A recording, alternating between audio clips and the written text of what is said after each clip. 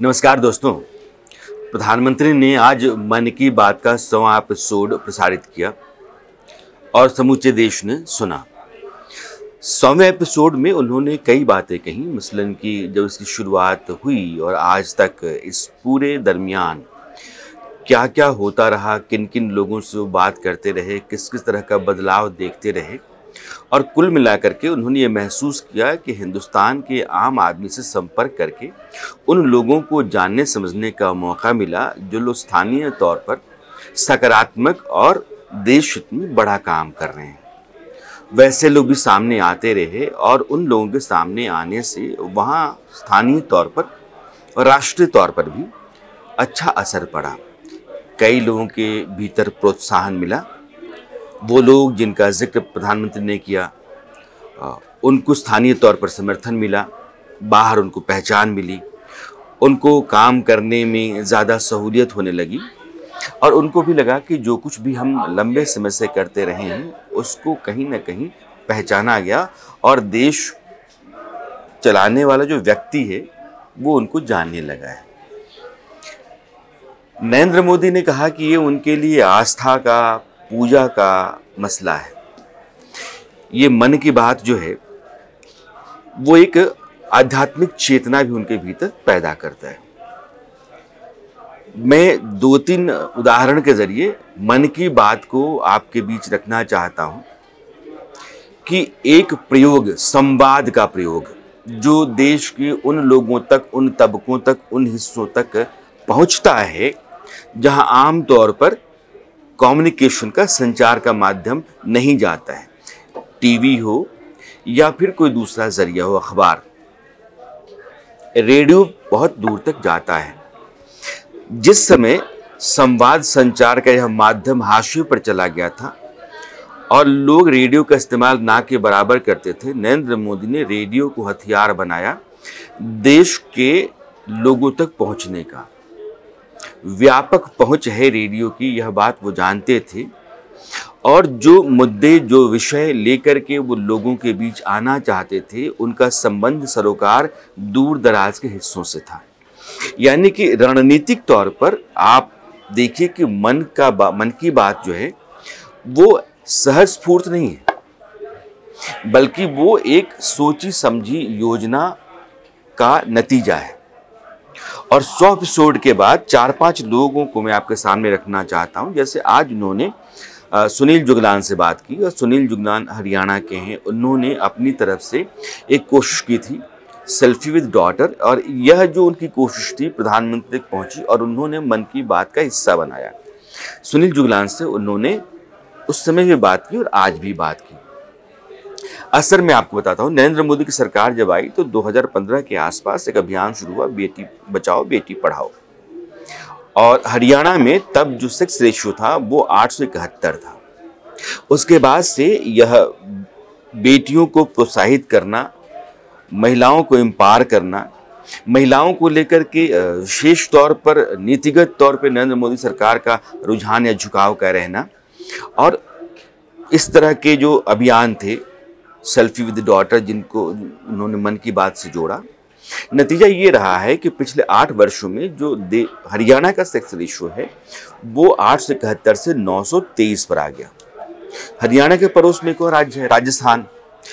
उस समय 2014-15 में राजस्थान में जो सेक्स रेशियो था, यानी कि 1000 लड़कों पर जो लड़कियों की संख्या थी वो 888 थी और अब वो 947 है।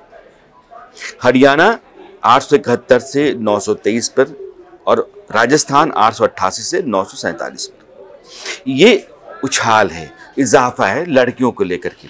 देश का औसत जो है वह भी बढ़ा, 934 पे आ गया है। तो लड़कियों को लेकर के लोगों के बीच में, समाज के बीच में बेटियों की खातिर जो नज़रिया बदला, जो पारंपरिक सोच थी वो टूटी और उसकी जकड़बंदियाँ टूटी, उससे बहुत फर्क पड़ा देश में बेटियों को पालने, पोसने, पढ़ाने, बढ़ाने में। दूसरी बात उन्होंने आज की कश्मीर के मंजूर से। मंजूर साहब जो हैं वो स्लेट और पेंसिल जो बनती है, जो पेंसिल है हमारे यहाँ, तो ग्रेफाइट जो काले रंग की होती है, जिसे हम लिखते हैं, उसके चारों ओर लकड़ी होती है। यह लकड़ी या जो स्लेट होती है, वो स्लेट की जो लकड़ी होती है वो कश्मीर में पॉपुलर का पेड़ होता है। देश में पेंसिल की लकड़ी और स्लेट की लकड़ी का 90% जो ज़रूरत का हिस्सा है उसकी भरपाई पॉपुलर के पेड़ कश्मीर के करते हैं और दुनिया में भी कई देशों में उनका निर्यात होता है। जब मंजूर से प्रधानमंत्री ने बात की थी कि आप पॉपुलर की खेती करते हैं, आप स्लेट बनाते हैं, पेंसिल बनाते हैं, किसानों से आप पेड़ खरीदते हैं, अब क्या स्थिति है, तो उन्होंने कहा कि जब आपने बात की थी तब पॉपुलर के पेड़ हमारे यहाँ 2000 में बिकते थे, आज वो 5000 में बिकते हैं। मैं 200 लोगों को नौकरी दे चुका हूँ और 200 लोगों को और नौकरी देने जा रहा हूँ। मेरे ज़रिए सैकड़ों किसान तो खेती बढ़ा ही गए और उनकी आमदनी भी बढ़ गई, लेकिन मेरी तरह के बाकी लोग भी सामने आ गए और कश्मीर से पेंसिल और स्लेट की लकड़ियों की सप्लाई देश के भीतर बढ़ गई। तो ये मंजूर से मन की बात के जरिए प्रधानमंत्री की बातचीत का असर है। तीसरी बात उन्होंने की थी प्रदीप सांगवान से। हीलिंग हिमालय एक उनकी संस्था है जिसके जरिए वो अकेले इस बात की लड़ाई लड़ रहे थे कि हिमालय में जिस तरीके से कचरा बढ़ रहा है, प्लास्टिक, जो सैलानी जाते हैं, खाते पीते घूमते फिरते हैं और फिर वहीं प्लास्टिक छोड़ करके आ जाते हैं, उस प्लास्टिक से वहाँ के क्लाइमेट पर भयानक असर पड़ रहा है। आने वाले दिनों में हिमालय के लिए एक बड़ा खतरा प्लास्टिक साबित होगा। इसलिए प्लास्टिक को इकट्ठा करना, बिनना, बिन करके उसको फिर जाकर के डंप करना, इस काम में वो लगे हुए थे। आज जब बात हुई तो उन्होंने कहा कि मैं तो उम्मीद छोड़ चुका था कि मेरे साथ भी लोग आएंगे और मैं अकेला चना भाड़ कब तक फोड़ता, तो मैं भी अब यहाँ से चलने की हालत में आ गया था। लेकिन प्रधानमंत्री ने बात की, उसके बाद से लोग जुड़े और वॉलंटियर्स आए और कई टन कचरा रोज हिमालय से वो जमा करते हैं और फिर उनको डंप किया जाता है।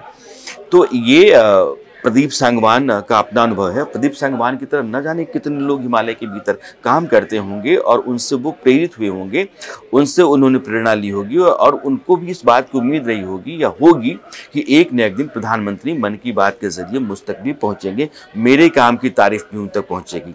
तो यह एक जागरण है और देश के तमाम हिस्सों में सकारात्मक और समाज हित देश में काम करने वाले लोगों के बीच में एक उम्मीद जगी कि हमारा काम जो है वो अननोटिस नहीं है, ये बेकार नहीं है, यह भी अपना एक पन्ना दर्ज करा देगा। तो इस तरह के लोग जब देश में बढ़े हैं तो दूर दराज के हिस्सों में भी परिवर्तन दिखने लगा है। ये बदलाव का औजार हैं, बदलाव का हथियार हैं ये लोग। एक प्रधानमंत्री ने आज बात की मणिपुर की विजय शांति से। अब वो कमल के गट्टे में जो रेशे होते हैं उससे वो कपड़े बनाती हैं, कमल से के रेशे से कपड़े बनाती हैं और वो अब विदेशों में जाता है।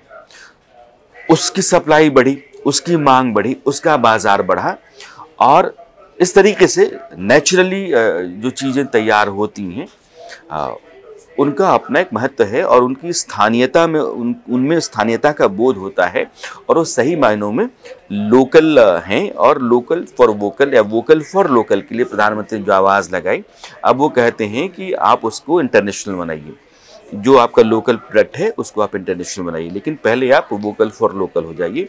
और उसका हिस्सा है कि उनको आज बात करने के बाद ये एहसास हुआ कि नहीं, बहुत फ़र्क आया है विजय शांति के कारोबार में और उनकी तरह के बाकी लोग जो पूर्वोत्तर में काम कर रहे हैं उनमें। बहुत सारी महिलाओं को हमने भी जोड़ा था पिछले 100 एपिसोड के दौरान। प्रधानमंत्री ने जिन महिलाओं का, उन महिलाओं को लेकर के प्रधानमंत्री ज़्यादा सजग रहते हैं और उनको इंस्पायर करने की कोशिश करते हैं। उनको लगता है कि महिलाएं चौखट से बाहर निकलेंगी, चार दीवारी से बाहर निकलेंगी, समाज की जकड़बंदी से बाहर निकलेंगी तो देश की तरक्की में बहुत बड़ी भूमिका निभा सकती हैं। और यह जो पूरा मानव संसाधन, ह्यूमन रिसोर्स है महिलाओं का, वो हमारे यहाँ अपव्यय हो रहा है। इसलिए महिलाओं को लेकर के उनका एक अपना नज़रिया है, दृष्टि है। और हमने कई लोगों से बात की, जैसे सुरेखा यादव, वो लोको ड्राइवर हैं, एशिया की पहली लोकल ड्राइवर है, वंदे भारत ट्रेन उन्होंने चलाई। तो उनका जिक्र उन्होंने किया कि सुरेखा यादव को देखिए और सुरेखा यादव की तरह बाकी बेटियां भी बन सकती हैं। वैसे ही हमने पूनम नौटियाल से बात की थी। पूनम नौटियाल उत्तराखंड में रहती हैं और कोविड के दौरान वो नर्सिंग स्टाफ हैं। अपनी बच्ची को और उससे एक और बड़ी बच्ची थी उसको छोड़ करके और लोगों को वैक्सीन देने के लिए जाती थी। और चूंकि पहाड़ में दूर दराज नदी पार करके घाटियों से होकर के जाना पड़ता है तो उस तरह का जोखिम उठा करके, उतनी मेहनत करके लोगों को सेफ रखने, सुरक्षित रखने के लिए जो उन्होंने काम किया, उसको भी प्रधानमंत्री ने पहचान दी, उसको स्वीकारा और उसको सम्मान दिया कि पूनम नौटियाल की तरह के लोग भी सलाम के हकदार हैं। इस तरीके से जम्मू कश्मीर की छोटी बच्ची जन्नत, जो डल लेक के आसपास कचरा उठाती रहती थी, अकेली बच्ची सी, बहुत सारे लोग देखते ज़रूर थे, उसकी तारीफ़ करते थे, लेकिन कोई हाथ बटाने को नहीं आता था। प्रधानमंत्री ने जन्नत का जिक्र किया और जन्नत के जिक्र के बाद से जन्नत के साथ वहाँ एक बड़ी आबादी आ गई और डल के आसपास के इलाकों में साफ़ सफाई में लग गई और वहाँ की जो तस्वीर थी वो बदलने लगी और बदली भी। वैसे ही बबीता राजपूत हैं, आप छतरपुर है बुंदेलखंड में, और छतरपुर में चूँकि उनका गांव जो था वो पानी के संकट से लगातार जूझ रहा था, उस लड़की ने एक छोटी सी ट्रेनिंग ली और उसके बाद अपने गांव की महिलाओं मर्दों को जोड़ करके 107 मीटर का पहाड़ जो था उसको काट करके उस तरफ से जो पानी था अपने गाँव के तालाब में उसको जोड़ दिया और गाँव का जो तालाब है वो अब लबालब रहता है। पानी के संकट से गाँव मुक्त हो गया। और यह लड़ाई जो पानी की कमी को लेकर के जो लोग लड़ते हैं, उनको एक नई पहचान मिली, वो लोग सामने आने लगे और एक बड़ा संकट है। देश नहीं, दुनिया के सामने जल संकट बहुत भयानक होने वाला है और यह बड़ी चुनौती है हर देश के सामने, भारत के सामने खास करके। और वैसे लोग जो पानी बचाने के लिए लगातार लड़ते हैं, उनको अपनी नज़र में रखना, उनके बारे में बात करना, उनके किए की सराहना करना और फिर समाज देश के भीतर उनकी पहचान को स्थापित करना, यह काम अगर प्रधानमंत्री के ज़रिए होता है तो ऐसे बहुत सारे लोग देश में पैदा होते हैं जो मन में यह सोच करके तो रखते हैं कि मुझे करना है, लेकिन किसी न किसी कारण से वो अपने पैर पीछे खींचे रहते हैं। लेकिन जब उनको लगता है कि नहीं, इस तरह का प्रोत्साहन मिल सकता है और इस तरह का एक्सपोजर मिल सकता है, इस तरह की पहचान मिल सकती है, तो वो भी सामने आते हैं। तो मन की बात जो है वो प्रधानमंत्री सही कह रहे हैं, ये गैर राजनीतिक है, इसमें कोई राजनीति नहीं है। देश के अलग अलग हिस्सों में कई तरह के अभियान इसके ज़रिए उन्होंने शुरू किए। महिला सशक्तिकरण का अभियान, बाल सशक्तिकरण का अभियान, या फिर कोविड के दौरान लोगों को संबल देने का काम, यह सब कुछ जो है एक ऐसा मंच है यह जिसके ज़रिए वो परिवार, समाज और दूर दराज के इलाकों तक अपने आप को ले जाते हैं और घर की बात, समाज की बात, आज की परेशानियां, कल की चिंताएं, इन सब पर वो लगातार बात करते हैं। और उसकी खातिर जो लोग भी काम कर रहे हैं, स्थानीय तौर पर जो पहचान, सांस्कृतिक पहचान होती है, आर्टिफैक्ट्स बहुत सारे हैं, बहुत सारे आर्टिसंस होते हैं, उनके बारे में जानना और उनका जिक्र करना, तो यह भी जो स्थानीयता है वो अपनी पूरी पहचान के साथ बनी रहे, जातीयता अपनी पूरी पहचान के साथ बनी रहे और फिर जो चिंताएं देश और समाज की हैं उनको दूर करने की कोशिश में जो लोग लगे हुए हैं वो सामने आएँ, उनको सराहा जाए, उनकी तरह के बाकी लोग भी देश में हों। और चूँकि चिट्ठियाँ जाती हैं तो प्रधानमंत्री को भी देश के लोगों की चिंता और उनकी समस्याओं से अवगत होने का मौका मिलता है। तो ये एक बाइलेटरल इंटरेक्शन है और इससे आप राजनीति को हटा दीजिए, सत्ता को हटा दीजिए, लेकिन इससे एक सकारात्मक और विकास की तरफ बढ़ने वाला एक समाज या मानस देश के भीतर तैयार होता है। और मन की बात को इस लिहाज से देखा जाना चाहिए और उसको सराहा जाना चाहिए।